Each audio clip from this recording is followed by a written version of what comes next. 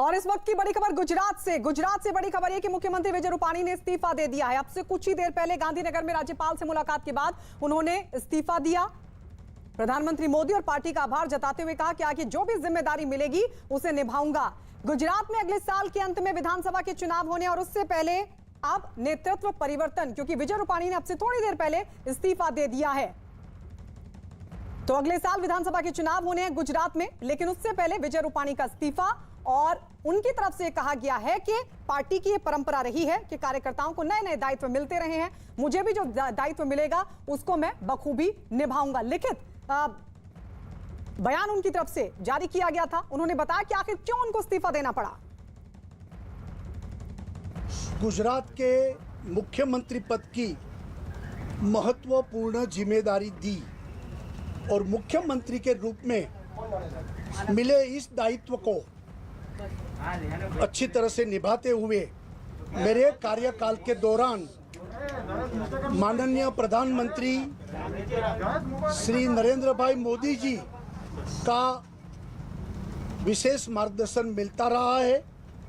माननीय प्रधानमंत्री जी के नेतृत्व एवं मार्गदर्शन में गुजरात समग्र विकास तथा सर्वजन कल्याण के पथ पर आगे बढ़ते हुए नए आयामों को छुआ है। गुजरात के विकास की यात्रा में गत 5 वर्षों में मुझे भी योगदान करने का जो अवसर मिला, उसके लिए मैं माननीय प्रधानमंत्री जी के बहुत आभारी हूँ, आभार प्रकट करता हूँ। मेरा मानना है कि अब गुजरात की विकास की यह यात्रा प्रधानमंत्री जी के नेतृत्व में एक नए उत्साह, नई ऊर्जा के साथ नए नेतृत्व में आगे बढ़नी चाहिए। ये ध्यान रखकर मैंने गुजरात के मुख्यमंत्री पद के दायित्व से त्याग पत्र दिया है। भाई, आपने ये बताया आपके 5 साल का कार्यकाल सब कुछ सही था, तो कहाँ चुक रहे, क्यों इस्तीफा देने की जरूरत? नहीं, हमारे पार्टी में ये स्वाभाविक प्रक्रिया है।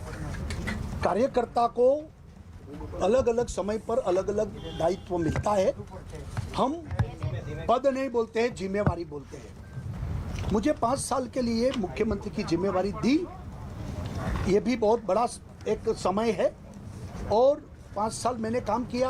अब पार्टी मुझे जो जिम्मेवारी सौंपेगी वो मैं करूंगा। ये हमारे स्वाभाविक प्रक्रिया है। हम सब नरेंद्र मोदी जी के नेतृत्व में हर चुनाव लड़ते हैं। विजय रूपाणी के नेतृत्व का सवाल नहीं है और किसी का नेतृत्व का सवाल नहीं है। मोदी जी के नेतृत्व में भारतीय जनता पार्टी सभी राज्यों और केंद्र में चुनाव लड़ती है। इस बार भी हमारे पास बहुत मजबूत नेतृत्व है। उनके नेतृत्व में हम अवश्य चुनाव लड़ेंगे और अच्छी तरह से जीतेंगे।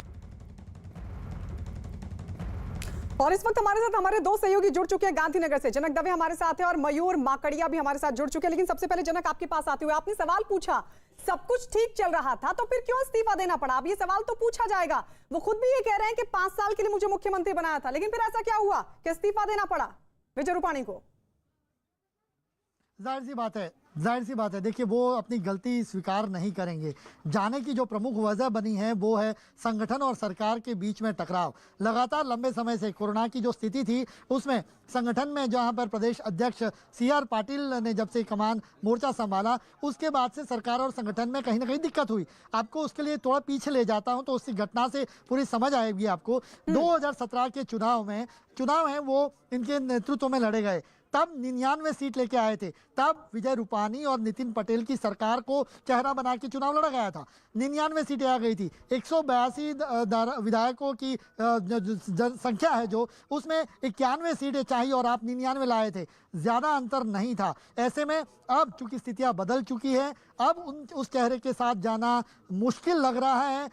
मोदी और शाह का गुजरात है। ऐसे में किसी भी तरीके का रिस्क संगठन लेना नहीं चाहता। ऐसे में आक्रामक तेवर वाला कोई मुख्यमंत्री चाहिए, इस नेम के साथ ये लोग चल रहे थे। और उसके बाद कुछ समय से ही इनके जाने की अटकलें तेज हो गई थी, लेकिन समय का इंतजार किया जा रहा था कि कौन सा ऐसा समय हो जहां पर इनको कहा जाए कि आपकी जिम्मेवारियां खत्म होती हैं और आपको और कोई जिम्मेवारी दी जाएगी। सूत्र बता रहे हैं इनको केंद्र में कोई बड़ी जिम्मेवारी दी जा सकती है, उसके लिए जगह की जाएगी। और अब चूंकि नया चेहरा कौन होगा इसको लेकर मनोमंथन चल रहा है, पार्लियामेंट्री बोर्ड में वो तय हो जाएगा। और जब विधायक दल की बैठक कल होने वाली है तो उस विधायक दल की बैठक में उसका नाम की घोषणा भी की जाएगी। तो श्राद्ध पक्ष शुरू हो उससे पहले सारी प्रक्रिया पूरी करने की मंशा संगठन की ओर से है और ये अगले 4 से 5 दिनों में तस्वीर साफ हो जाए कि गुजरात का नया मुख्यमंत्री कौन होगा।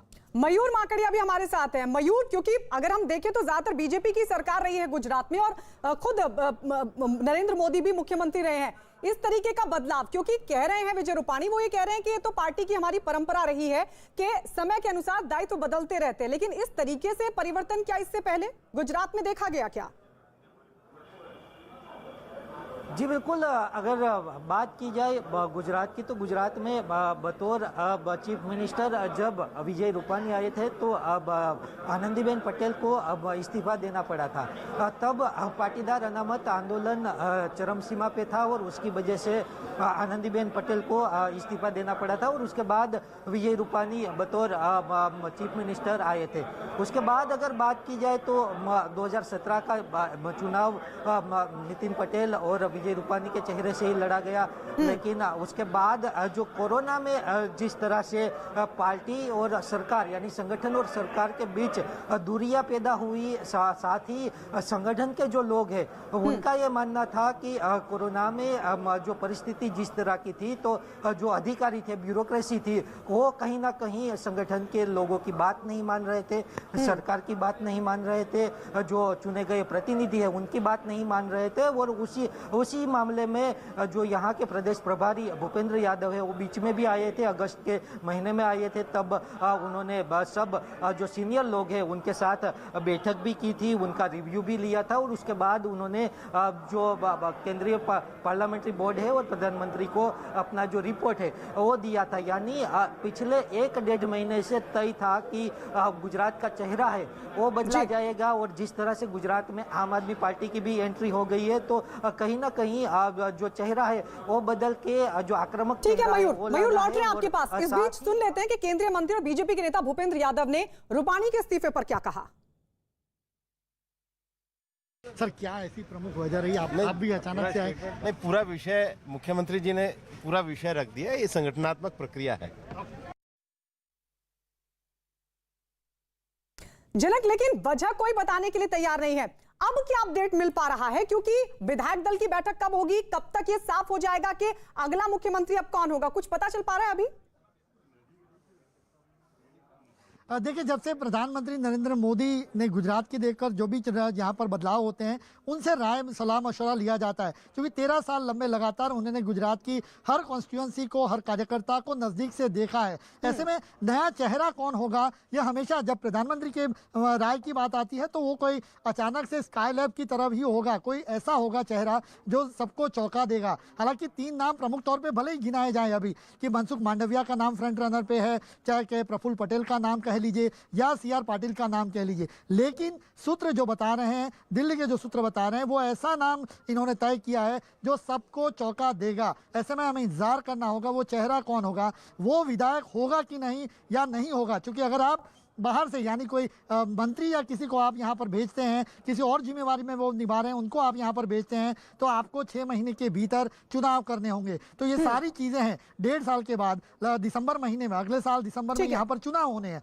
1.5 साल में उस मुख्यमंत्री को आपको समय देना पड़ेगा। तो ऐसे में कौन वो चेहरा होगा उस पर सबकी निगाहें अभी फिलहाल टिकी हुई है। तो बड़ी जानकारी जनक दे रहे। जनक, लौट रहे हैं आपके पास। विजय रूपाणी के गुजरात के सीएम पद से इस्तीफा देने के बाद अब 3 नाम मुख्यमंत्री की पद की रेस में सबसे आगे चल रहे हैं। न्यूज़ 18 के जनक दवे ये जानकारी दे रहे हैं कि केंद्रीय मंत्री मनसुख मांडविया, गुजरात बीजेपी अध्यक्ष CR पाटिल और लक्षद्वीप के प्रशासक प्रफुल्ल पटेल सीएम पद की रेस में सबसे आगे चल रहे हैं। लेकिन नाम कौन सा होगा, कौन होगा अगला मुख्यमंत्री, ये पार्लियामेंट्री बोर्ड तय करेगा। और यह जानकारी मिल रही है कि बीजेपी की फिलहाल बैठक चल रही है। मयूर, लेकिन जनक कह रहे हैं कि अचानक से कोई नाम आएगा, जैसे कि अक्सर देखा जाता है, अचानक से कोई नाम आता है, सबको चौंका देता है। तो क्या पहले से ये तय हो चुका है कि कौन होगा? मंथन तो हुआ होगा, क्योंकि जनक आपसे थोड़ी देर पहले बता रहे थे कि कयास पहले से थे कि नेतृत्व परिवर्तन होगा गुजरात में। जी बिल्कुल, अगर मैं 2016 की अगर बात करूं, तब आनंदीबेन पटेल ने जब इस्तीफा दिया था तब पहले से नाम नितिन पटेल का तय था, लेकिन फिर जो विधायक दल की बैठक मिली उसमें विजय रूपानी का बतौर चीफ मिनिस्टर नाम डिक्लेयर किया गया। यानी भाजपा में जो प्रिडिक्ट करना है वो काफ़ी मुश्किल है, और खास करके गुजरात में, क्योंकि गुजरात के बारे में प्रधानमंत्री नरेंद्र मोदी और केंद्रीय गृह मंत्री अमित शाह वो हर जो चुनावी क्षेत्र है उससे भली भांति परिचित है। यहाँ का जो कास्ट का जो इक्वेशन है उनके बारे में भी वो काफ़ी जानते हैं। तो वहीं जो प्रधानमंत्री की मशवरा उनके साथ करेंगे, उनकी राय रखेंगे, उसके बाद ही तय होगा कि कौन बनेगा। लेकिन प्रमुख तौर पे अगर बात की जाए तो पाटीदार समूह से कोई चेहरा आएगा, ऐसी बात अभी भाजपा के जो सूत्र है वो बता रहे। साथ ही मैं आपको एक बड़ी बात ये बता दूं कि प्रधानमंत्री नरेंद्र मोदी ने सुबह सरदार धाम के जो प्रोग्राम थे उसमें वर्चुअली वो जुड़े थे, और तभी उन्होंने संकेत दे दिया था, मिच्छामी दुक्कड़म कह दिया था प्रधानमंत्री ने, और तभी संकेत दे दिया था। यानी मिच्छामी दुक्कड़म का मतलब है कि कहा सुना माफ। तो तभी वो सरदार धाम के कार्यक्रम के बाद ही सब हलचल तेज हुई। सब जो मिनिस्टर है यहाँ केंद्रीय मंत्री वहाँ उपस्थित थे, पुरुषोत्तम रूपाला उपस्थित थे, मनसुख मांडविया उपस्थित थे, मुख्यमंत्री विजय रूपाणी उपस्थित थे, प्रदेश अध्यक्ष CR पाटिल उपस्थित थे, और तुरंत ही उसके बाद सीधे सब लोग गांधीनगर चले गए और गांधीनगर मुख्यमंत्री निवास स्थान पे बैठक हुए। और उसके बाद जो राज्यपाल का समय मांगा गया था तो राज्यपाल से मिलने के लिए मुख्यमंत्री चले गए। यानी पूरी बात जो है तो प्रधानमंत्री ने पहले ही संकेत दे दिए थे, और अभी जिस तरह से 3 चेहरे हैं वो आगे चल रहे हैं, लेकिन कौन बनेगा वो अभी तक तय नहीं हुआ है। यानी कोई भी चेहरा नया वो प्रदेश में मुख्यमंत्री के तौर पे आ सकता है। लौट रहे मयूर आपके पास, मुख्यमंत्री विजय रूपाणी के इस्तीफे और गुजरात में मुख्यमंत्री के नए दावेदार पर बीजेपी के नेता वाजूभाई वाला ने क्या कहा, आइए सुनवाते हैं आपको। किस ज्ञाति को बनाएंगे, किसको बनाएंगे, वो सब जब जो एमएलए है, एमएलए की मीटिंग होगी और एमएलए की मीटिंग में सभी की राय लेंगे, और सभी की राय के बाद वो डिसाइड करेंगे कि किसको मुख्यमंत्री बनाना। वो पार्लियामेंट्री प्रोसीजर है, वो प्रोसीजर के मुताबिक पार्टी भी आगे चलेगी। नाम एमएलए तय करेंगे, वाजूभाई वाला की तरफ से कहा गया जनक। लेकिन संकेत अगर कार्यक्रम में दे दिए गए थे, कयास तो थे, मतलब तय था, तो फिर नाम पर भी चर्चा हुई होगी। जाहिर सी बात है, देखिए नाम तय हो गया होगा जिनके दिमाग में है, जिनको पार्लियामेंट्री बोर्ड में तय करना है, क्योंकि गुजरात का मसला है।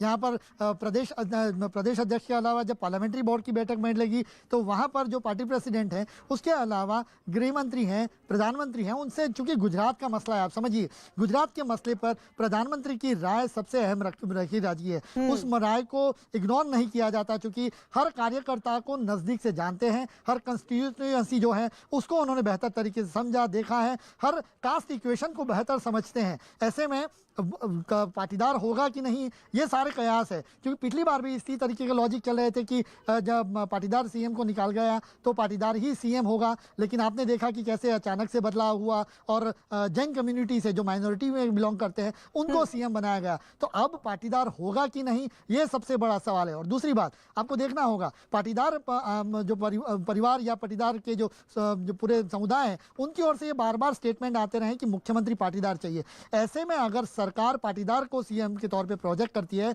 तो बाकी कम्युनिटीज का जो इक्वेशन है वो कहीं बिगड़ ना जाए, ये भी एक सबसे बड़ा सवाल है। क्योंकि हमेशा ये एक अच्छी तरीके से प्रोजेक्ट किया जाता है कि पाटीदार रसूख वाले और पैसे वाले किसान हैं, यहाँ पर उस तरीके से प्रोजेक्शन करता रहा, तो बाकी जो कम्युनिटीज हैं वो उसका कहीं खामियाजा बीजेपी को न भुगतना पड़े। क्योंकि 1.5 साल बचा है और 1.5 साल में नए मुख्यमंत्री जो भी होगा उसके लिए समय बहुत बेहद कम है, उसको एडजस्ट भी होना है, सरकार की नीतियों को लाना है और उसके सिर पर जिम्मेवारी होगी। नया जो चुनाव होगा उसके चेहरे पर चुनाव लड़ा जाएगा। हालांकि गुजरात में प्रधानमंत्री नरेंद्र मोदी के नाम पर ही वोट मांगे जाते हैं, लेकिन चेहरा जाहिर सी बात पे वो काफी मायने रखता है। ऐसे में कौन चेहरा होगा ये डिसाइड हो चुका है, लेकिन विधायक दल की बैठक में चूंकि एक प्रोसेस है, अब बीजेपी के पूरे कॉन्स्टिट्यूशन को समझे तो एक प्रक्रिया है। पार्लियामेंट्री बोर्ड में इस बात पर जब मोहर लगेगी उस बात को यहाँ पे जो प्रभारी हैं उनको इन्फॉर्म किया जाएगा। क्योंकि आप जो संगठन महामंत्री हैं वो भी वहाँ यहाँ पर हैं, केंद्रीय संगठन महामंत्री है वो भी यहाँ BL संतोष यहाँ पर बैठे हैं,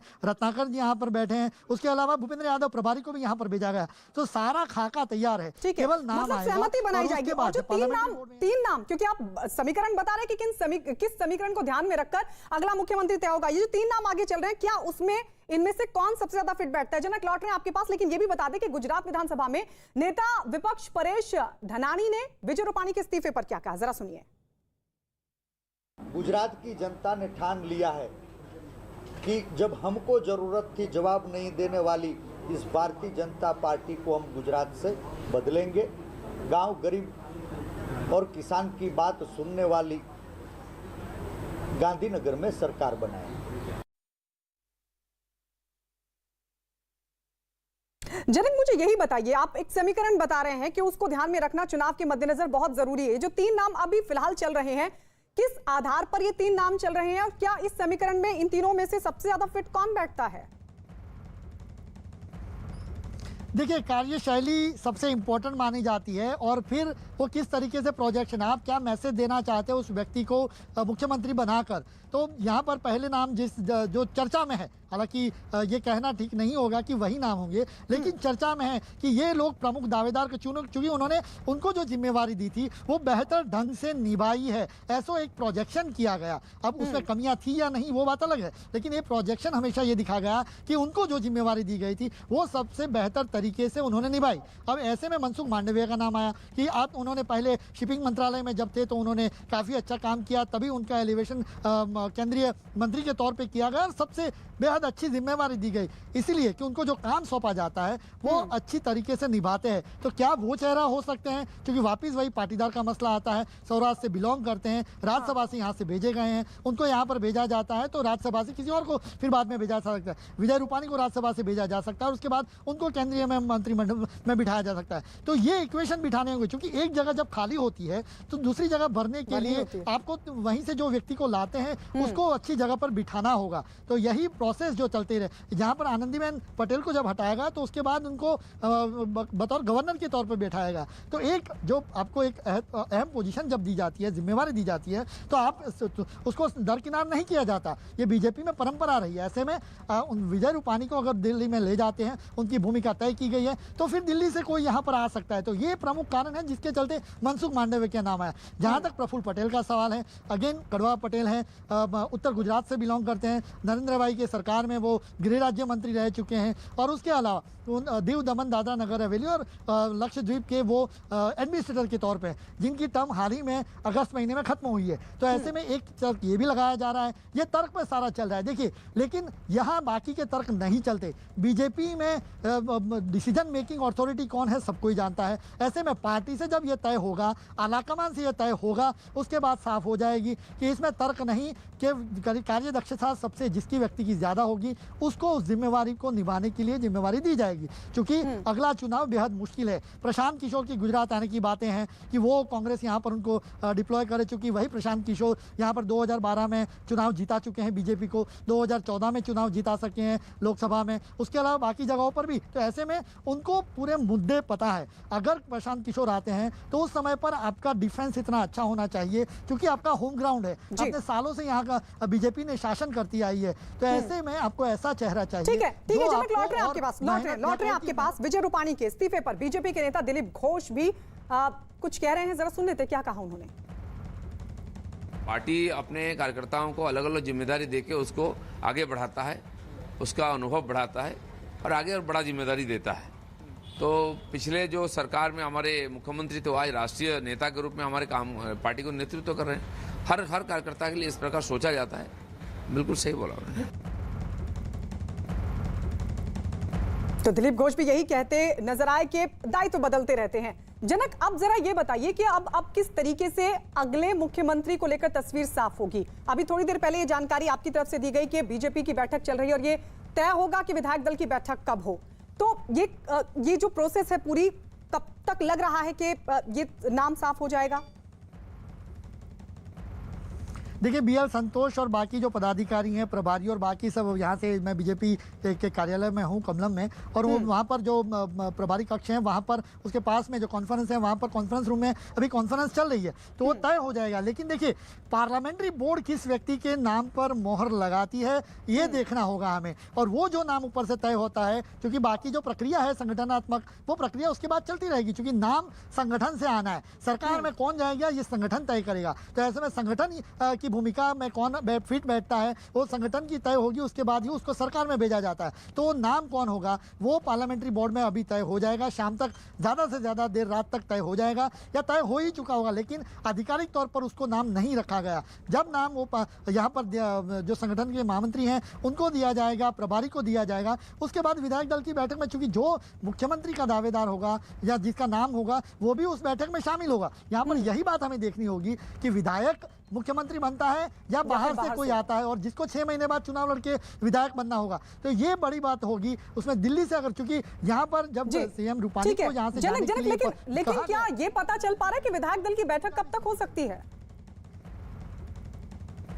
बिल्कुल, कल ये विधायक दल की बैठक होने के पूरे आसार हैं। अभी तय हो रहा है इसमें, चूंकि पहले मैंने जिस तरीके से कहा पार्लियामेंट्री बोर्ड एक बार तय कर ले उस व्यक्ति का नाम, क्योंकि विधायक दल की बैठक में ज़्यादा समय नहीं लगेगा, सबको मैसेज दिए जाएंगे। 111 विधायक हैं आपके, 111 विधायक को अपनी कॉन्स्टिट्यूंसी से वापस बुलाना है। ज़्यादातर जो विधायक वो गांधीनगर में रहते हैं, तो वो इतना समय काफ़ी है, उनको 8-10 घंटे पहले भी अगर इन्फॉर्म किया जाता है तो सारे विधायक यहाँ गांधीनगर कमलम जो दफ्तर है वहाँ पर पहुँच जाएंगे। तो अब उसका प्रायोरिटीज़ नहीं है, प्रायोरिटी अब नाम को लेकर है कि इस नाम को, क्योंकि आप एक व्यक्ति को रिप्लेस करते हैं तो पूरा खाका, आपको जो पूरी डिजाइन है आपकी वो बदलनी पड़ती है। अगर बात अलग है कि आप किसी अलग ही व्यक्ति को, सिस्टम के बाहर के व्यक्ति को बिठा दे तो वो बात अलग है, लेकिन जिस व्यक्ति को आप हटा रहे हैं उसको भी कहीं आपको एडजस्ट करना है। तो ऐसे में पूरी प्रक्रिया चेंज होती है, हर व्यक्ति की जिम्मेवारी चेंज होती है। तो ऐसे में देखना होगा कि विजय रूपानी को दिल्ली ले जाते हैं तो दिल्ली में केंद्रीय कैबिनेट में लेते हैं, या कोई और कहें कि जिसको जिम्मेवारी दी जाती है किसी राज्य के गवर्नर की बना दिए जाते हैं,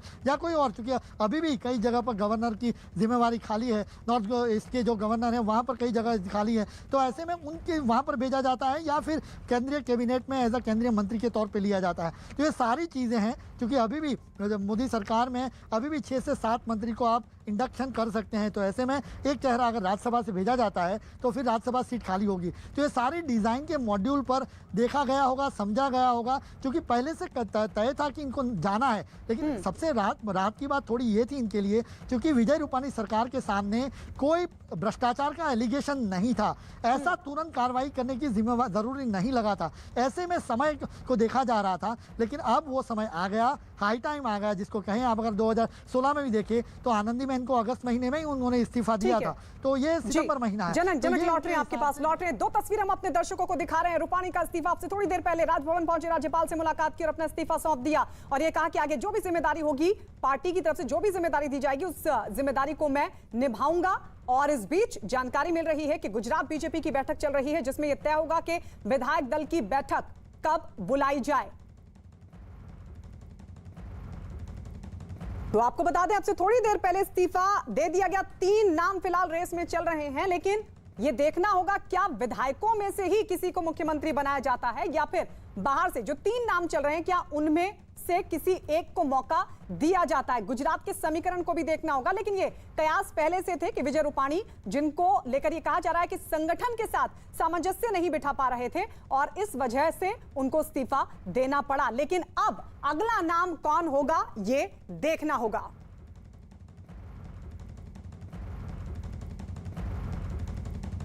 चौदह सितंबर को हिंदी दिवस मनाया जाता है। हिंदी हमारी मातृभाषा है। इस मौके पर न्यूज़ 18 आप सभी के लिए लाया है एक दिलचस्प कॉन्टेस्ट, हिंदी के सम्राट। इस कॉन्टेस्ट में भाग लेना बहुत ही सरल है। रजिस्टर होने के लिए बस एक मिस्ड कॉल दीजिए 8506018018 पर। क्या हिंदी मुहावरों में आप दूसरों के दांत कर सकते हैं, उनको नाको चबवा सकते हैं, तो हो जाए हाथ दौड़ाइए अपने दिमाग के, बनिए हिंदी के सम्राट। दीजिए इस नंबर पर मिस कॉल 8506-018-018 और जीतिए आकर्षक इनाम। हिंदी दिवस पर खास सिर्फ न्यूज़ 18 इंडिया पर।